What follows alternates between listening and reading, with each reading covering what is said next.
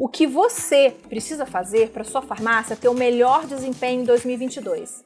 Muitas coisas, eu sei disso, mas o primeiro passo é fazer um bom planejamento de compras. No programa de hoje eu converso sobre isso com o Alan Fernandes, o CEO da rede Nova Drogarias. Roda a vinheta.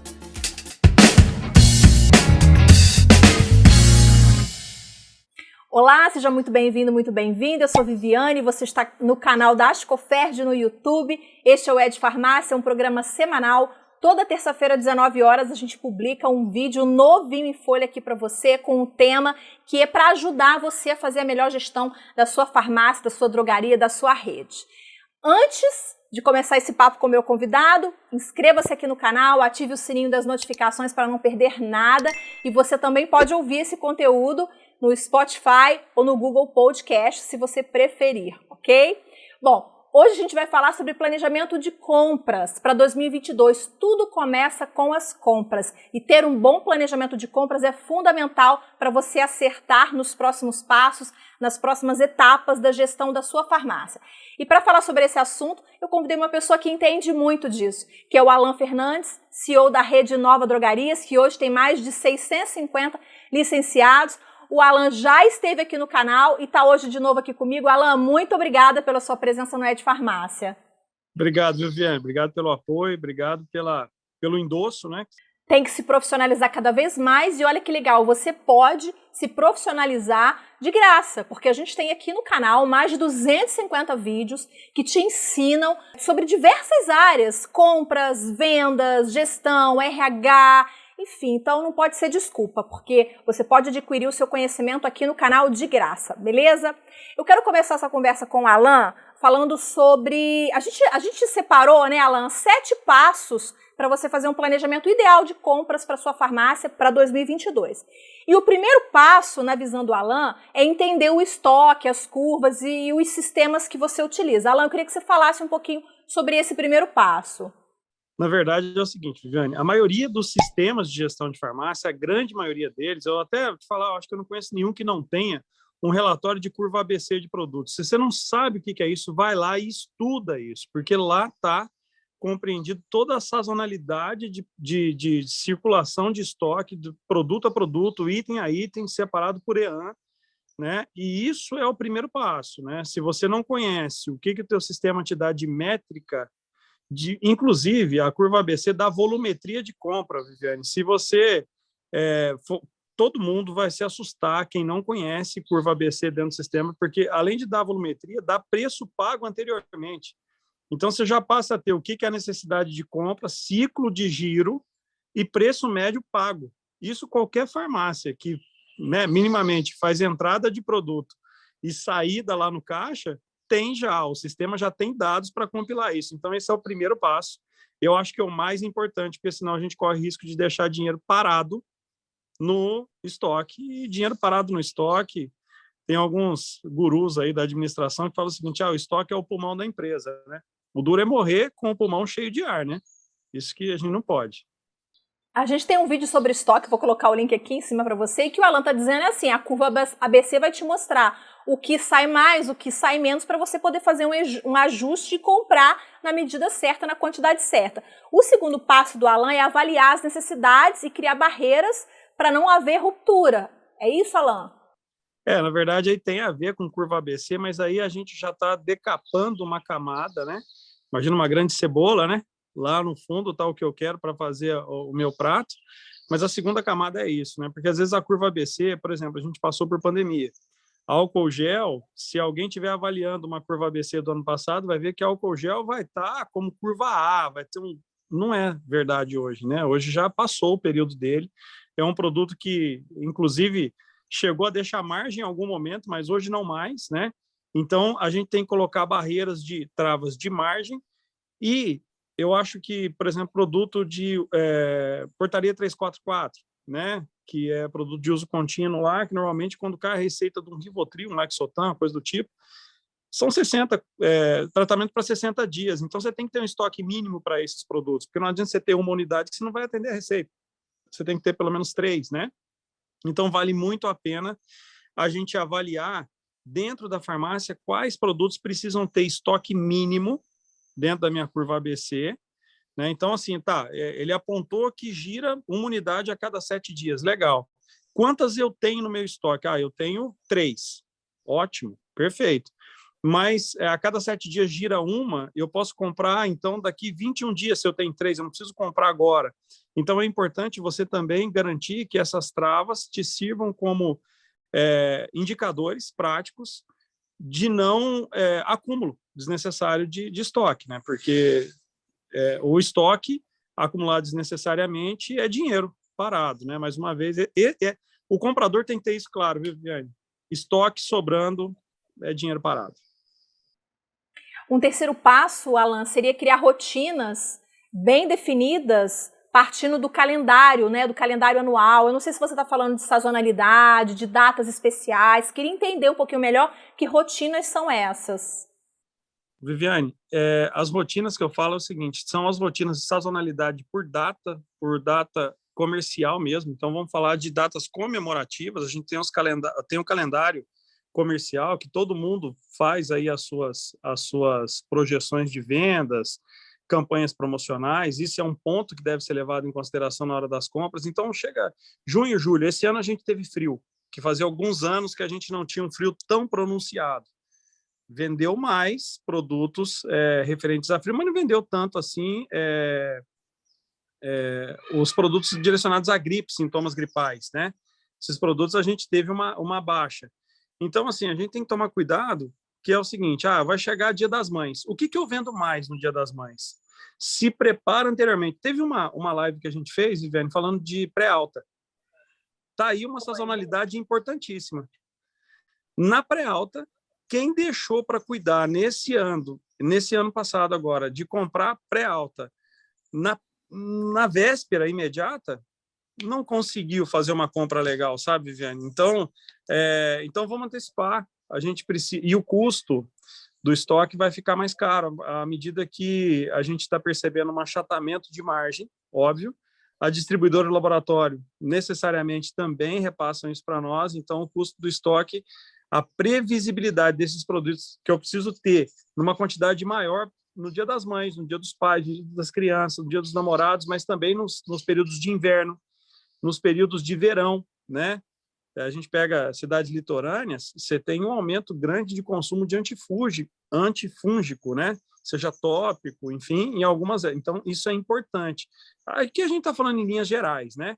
Então, Agora, Alan, a gente está aí, né, numa curva descendente da pandemia, né? Os números estão a cada dia mais reduzidos, a gente não tem mais aquela busca na farmácia por produtos relacionados à pandemia, por vitaminas, inclusive a Close-Up não, assim, a gente não sabe como vai ser a demanda em 2022 em relação à Covid, porque os números estão caindo, né? Não se sabe se vai continuar vendendo muita vitamina ou não, se vai continuar vendendo muito medicamento relacionado à doença. Você acha que tem que entrar nesse planejamento de compras alguma coisa relacionada à pandemia ou não? Os estoques podem ser normais desses produtos? Ou é difícil dizer? Não, eu acho que assim é difícil dizer nos produtos, por exemplo, álcool gel foi um exemplo, ivermectina foi um exemplo.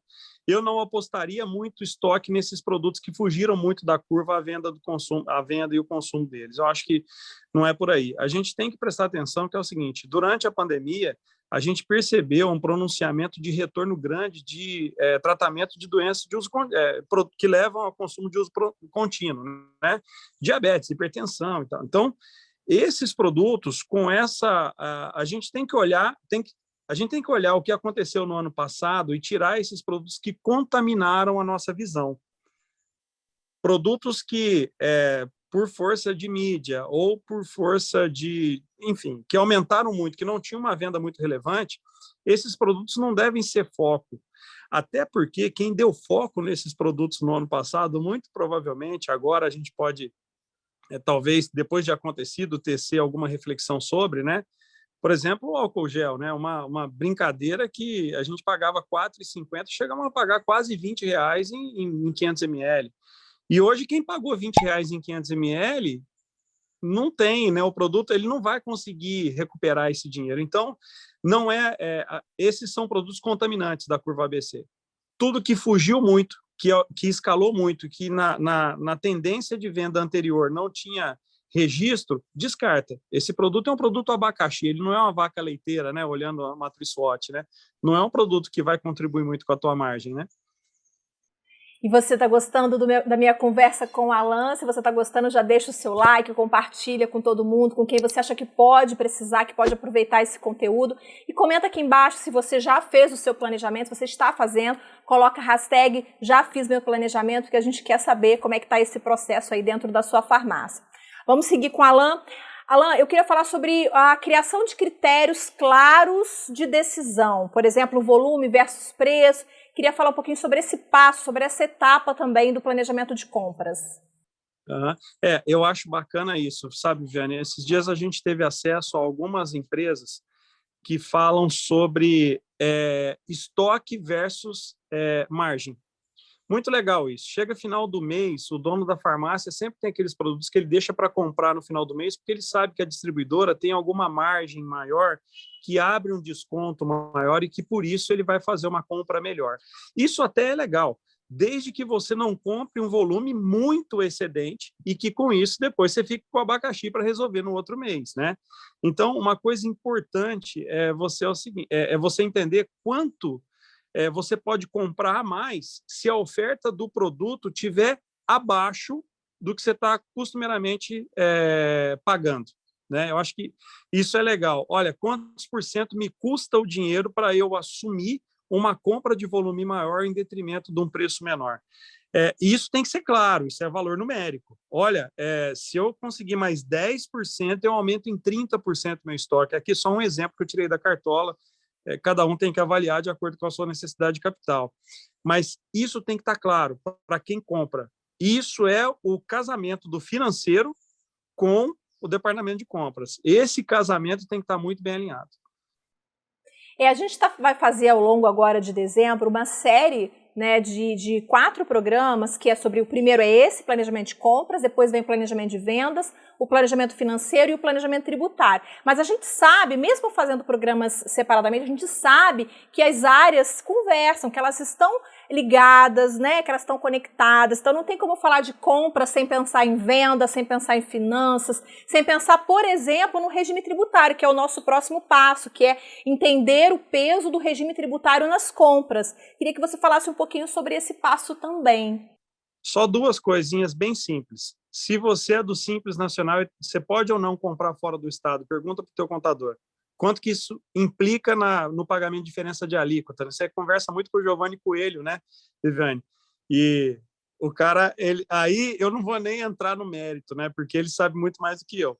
Mas para quem é Simples Nacional, que acha que é um regime tributário muito simples, e realmente é no teor da apuração, mas, de repente, você comprar fora do estado, sendo Simples Nacional, em qualquer estado que você tiver, vai te imputar a diferença de alíquota. Isso te impede de ter melhores condições de compra? Pensa nisso. Agora, se você é lucro real ou lucro presumido, né? Quando que fecha o teu imposto de renda e qual que é o impacto de você ter uma sobra ou um apontamento de ganho, de lucro, no final do trimestre com relação ao teu imposto de renda? Não valeria, ao invés de você ter um apontamento de sobra, você mobilizar mais em estoque para que você, então, ficasse mais preparado para o próximo trimestre, ao invés de recolher imposto de renda? Enfim, são duas questões muito simples, que eu acho que quem está escutando a gente, e se eu plantei aqui uma pulguinha atrás da orelha, fala com o teu contador. E se ele não souber te falar, não tem problema, procura quem sabe te falar, porque são questões importantíssimas que estão dividindo 2 grupos. As empresas que são realmente tributariamente coerentes e responsáveis e conseguem fazer volume com essa manobra, que é uma manobra muito correta, muito exata, tem a ver com elisão fiscal e não com evasão fiscal, né, Viviane? Porque a gente vivia no mercado até pouco tempo atrás e falava assim, mas o fulano vende, mas a mercadoria não tem procedência. Não, é exatamente o contrário que eu estou falando aqui, né? A gente tem que ser fiscalmente responsável para entender o quanto o sistema pode nos beneficiar. Então, fica aí as duas perguntas. Se você é do Simples Nacional, você pode comprar fora ou não, e se isso representa ganho ou perda. E se você é débito, crédito, lucro real presumido, quando que fecha a apuração do imposto de renda da pessoa jurídica e se vale a pena programar suas compras antes desse fechamento para você não deixar sobra de caixa e, com isso, pagar sobre um resultado que, às vezes, a gente não vê, né? Porque DRE é diferente de fluxo de caixa, né? Às vezes, você vai apontar uma sobra que não está na tua conta corrente. Importante pensar nisso.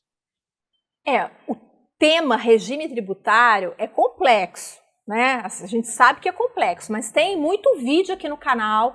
Eu vou disponibilizar o link aqui em cima de uma entrevista que eu fiz com o Bruno Moura, da Farmacontábil, que ele fala sobre como economizar com os impostos estando no lucro real, por exemplo, porque o Bruno defende muito, né, ele é um contador que conhece muito do setor, ele defende que muitas farmácias deveriam estar no lucro real em vez de estarem no simples, porque pagariam menos imposto estando no lucro real. Então, assiste esse vídeo do Bruno e eu também vou colocar o link da playlist sobre tributação. Tem outros vídeos aqui no canal que vão te ajudar muito a tomar a melhor decisão nessa área tributária. O sexto passo, Alan, que a gente conversou, é sobre verificar o custo da mercadoria vendida, né? Então, eu queria saber por que é importante no planejamento de compras verificar o CMV e como faz essa verificação, como faz essa medição. Ô, Viane, para verificar o CMV, existem algumas metodologias, né? A gente usa muito o PAI, né, que é o painel de aferição de indicadores, e ele aponta uma média do custo da farmácia com relação ao grupo onde ela está inserida, enfim.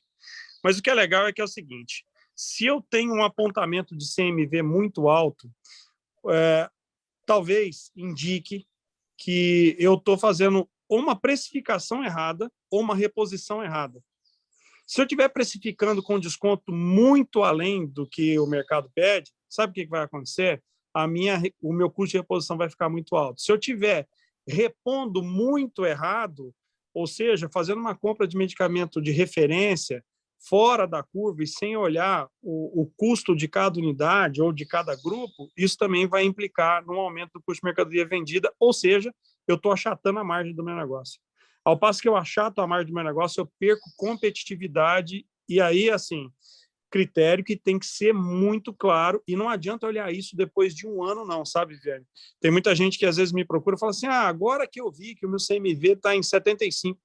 Mas agora que você viu? Depois de um ano passado. Então, você tem que planejar o teu CMV e controlar ele. Basicamente é o seguinte, você me perguntou como que faz a conta, eu vou responder assim, pau é pau, pedra é pedra, né? É o seguinte, você vendeu R$100, quanto que te custou para repor a mercadoria que gerou esses R$100 de venda? Isso é o CMV, a grosso modo, né? Aí tem alguns contabilistas que vão fazer conta com DRE e tal, mas a grosso modo é isso. De cada R$1 vendido, quanto que eu gastei para repor meu estoque? Essa é uma conta que, assim, quem vende muito saudavelmente hoje, se tem dúvida, tem a Raia Drogasil lá que vai ter esse dado no balancete financeiro deles. Lá é público, né? É uma SA, então ela tem que, eu acho que é uma boa referência. Mas qualquer número abaixo, aí é difícil, né? Qualquer número abaixo de, eu vou dar uma de profeta aqui. Mas, assim, todo mundo busca o menor CMV possível. Tem empresas que falam de CMV de 50%, eu não acredito muito, mas o que eu tenho visto que tem ficado saudável entre 50% e 60% da venda, tá? Maravilha. A gente tem uma entrevista com o Giovanni Coelho, você citou o Giovanni, eu vou colocar o link aqui em cima da entrevista que eu fiz com ele, justamente sobre precificação. Ele dá muitas dicas para precificar corretamente o produto e fazer esses cálculos todos, enfim. Vamos para o nosso último passo, que é fazer uma análise dos fornecedores. Você costuma dizer que é importante qualificar os fornecedores pelo serviço prestado para fazer um bom planejamento de compras. Queria que entender isso. Viviane, é simples. Todo mundo pegar uma planilhazinha, Excel, listar por linha o nome dos fornecedores e colocar alguns critérios nas colunas. Assim, esse cara me atende no prazo que eu preciso. Esse cara, quando eu tenho algum problema com alguma mercadoria que não veio conforme, veio perto do vencimento, ele troca. O processo de devolução desse cara é bacana. E, por último, qual que é o volume que eu compro dele? E desse volume, quanto que é de cada linha? Porque, assim, o que eu vejo é que o varejo independente, ou às vezes muitas farmácias que estão até com a gente aqui, eu falo assim, olha, você já parou para pensar que você tem aí vamos imaginar, de 100 fornecedores, você tem aí 30 que fazem 95% do que você compra. Desses 30, se você concentrasse em 7, 8, às vezes, você poderia ter vantagem fazendo um contrato de fornecimento bacana. Falar, olha, eu te compro 10, eu quero passar a te comprar 15. O que você pode fazer para me ajudar? Todo mundo quer a sua compra, né? Você farmacista, né? A indústria vive de venda, a distribuidora vive de venda. Então, quando você coloca numa matriz, olha, quem é o fornecedor, o que ele vende, quais as qualidades que ele tem quando me atende, você vai ver que tem muito fornecedor que às vezes você compra bastante, mas você está pautado só no preço. E o preço te leva a comprar uma qualidade de serviço ruim, às vezes, né? Tem que comprar preço? Tem que comprar preço. Tem que comprar preço, mas tem que olhar também o restante do que aquele fornecedor faz por você. E aí é muito legal que, quando eu falo isso, normalmente o pessoal monta uma planilha e cada planilha fica diferente uma da outra. Mas é uma matriz de decisão, né? Muito interessante. E isso acontece em todas as áreas da nossa vida. Às vezes a gente busca preço, apenas preço, e acaba se dando mal, porque, né, o produto não tem tanta qualidade assim, enfim. Então, acho que é importante, o que você quer dizer é que é importante olhar o preço, mas olhar também outros critérios para poder fazer a melhor escolha. Se você gostou da entrevista com o Alan, deixe o seu like, compartilhe com a sua rede de contatos, isso é muito importante para a gente continuar crescendo aqui no YouTube. E comenta aqui embaixo, você já fez o seu planejamento de compras para 2022? Se não fez, qual é a sua dúvida, qual é a sua dificuldade? Eu posso até passar a sua dúvida para o Alan, que eu tenho certeza que o Alan vai responder com a maior satisfação, não vai, Alan? Vai ser um prazer para mim, Viviane. Eu acho que não adianta saber muito e contextualizar demais e não ter nada de prática. Essas perguntas vêm para trazer a gente a humildade de olhar a prática de quem está lá na ponta, né? E com isso aprender cada vez mais. Então, assim, vai ser um prazer. Pode contar comigo. Então coloca aqui embaixo se você já fez o seu planejamento, hashtag já fiz o meu planejamento. Alan, muito obrigada pela sua participação mais uma vez aqui no programa.